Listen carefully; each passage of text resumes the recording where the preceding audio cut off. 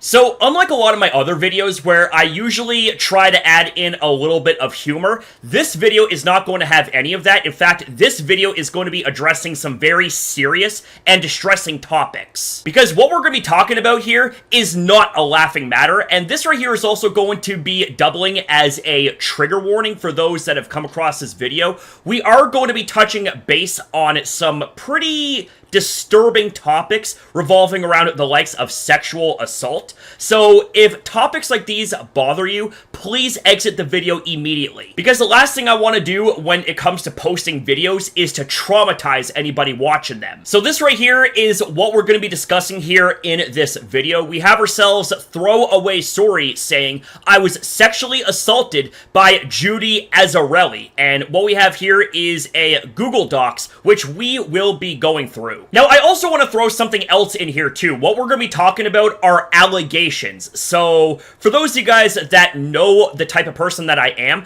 I'm going to treat these allegations as such, very sensitively and seriously, and with a courtroom approach. And the reason I say that is because there have been cases where false allegations have been made and ruined innocent lives. And not just ruining innocent lives, aka people that have been falsely accused, but also ruining the reputation and the stories of actual victims and survivors of things like sexual abuse. Now, I say that just so you guys know where I stand in all of this, but my heart and my full support goes out to each and every single one of the victims out there. My story includes sensitive topics such as verbal abuse and rape. If those topics are uncomfortable or harmful for you, please do not continue to read. And I also want to reiterate that sentiment right there. Seriously, guys, if this right here is going to be uncomfortable for you, please exit the video. After recent events, I have decided to come forward with my story. I have debated sharing my experience, but I want to protect other members in my community.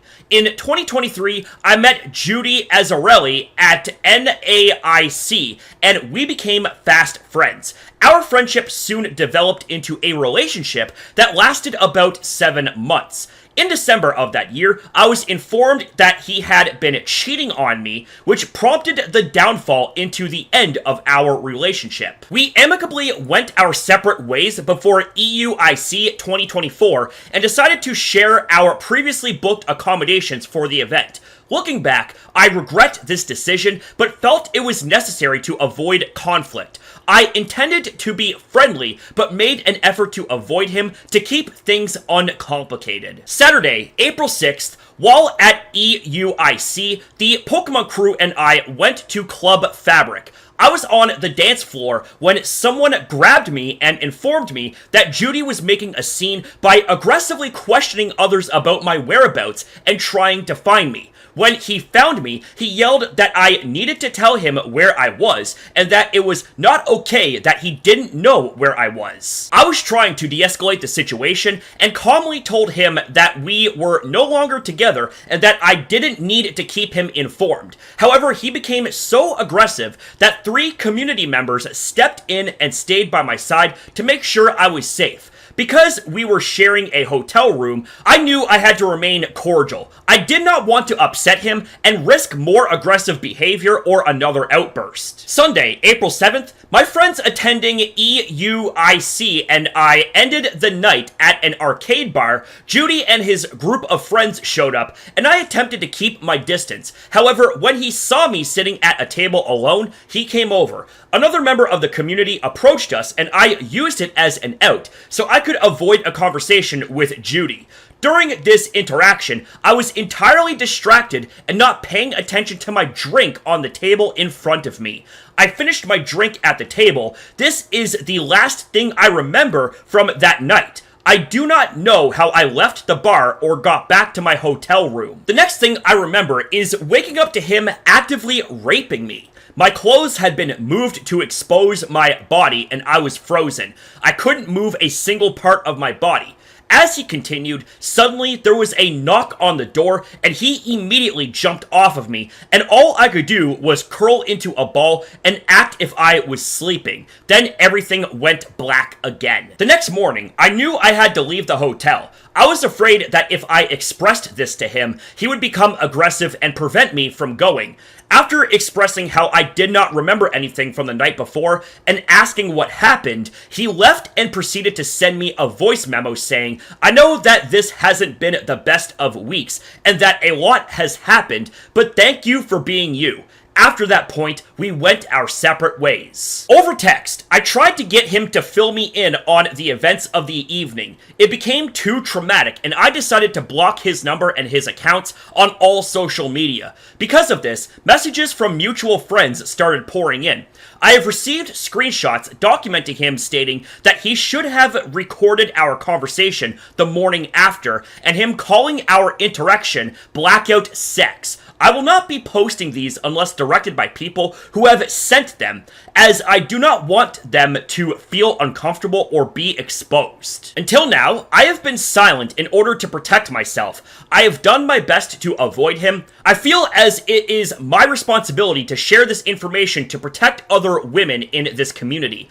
I am aware that this may hurt my chances of growing within the space, but this is a risk that I have made peace with. I am asking for privacy.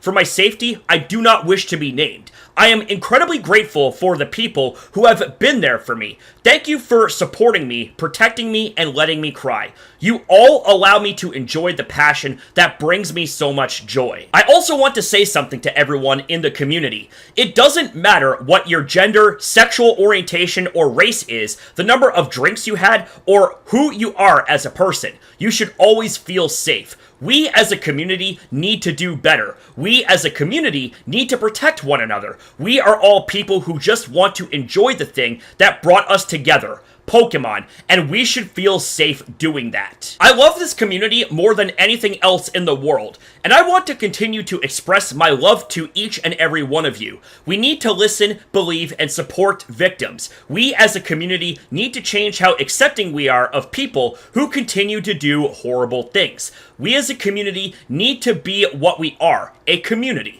Thank you for taking the time to read this. Okay, so I have seriously struggled reading through all of that with a straight face without wanting to crash through a fucking wall, because what the fuck was that? Like, how is something like this even remotely something that should cross anybody's mind? Like, I get it. People fall in and out of favor with each other. People fall in and out of relationships with each other all the time. That is a part of life, but it should be ended as that. If you guys can't get along, go your separate ways. But instead of doing so, this Judy creep decided to go the extra fucking mile and commit sexual assault. Like, I don't know the name of this individual that had expressed their story, but I just want to say, if you happen to be watching this video, you got my full sympathy, you got my full support, and I am so sorry that you went through this. Like, seriously, how hard is it to get along with somebody? Even if you guys did have history, and say if, you guys had a bit of a falling out, that right there shouldn't mean that you get to just suddenly take advantage of someone, drug their drink, rape them, and then act like everything's all hunky-dory the next day as if nothing fucking happened. Are you serious? Like, you're already a psychotic piece of shit by raping someone, drugging their drink, etc., but for you to turn around and act like everything's all hunky-dory after you committed the act, you are a very, very extremely special type of fucked up. I got a very strong wood chipper policy on the channel when it comes to pedophiles, but things like this, they deserve the wood chipper too. So I'm really, truly hoping that full justice is served in every inch of this situation, because this is beyond unacceptable. Period, bottom line. I'm not really sure what else can be said or further elaborated on. I mean, the story kind of speaks for itself. So please do me a favor, share this around, because not only does this story need more attention, but I say that because I want to get down to the fucking brass tacks and the facts, the deep-rooted facts of this situation, because I want to see full justice delivered. Thank you for watching, guys, and have a good night.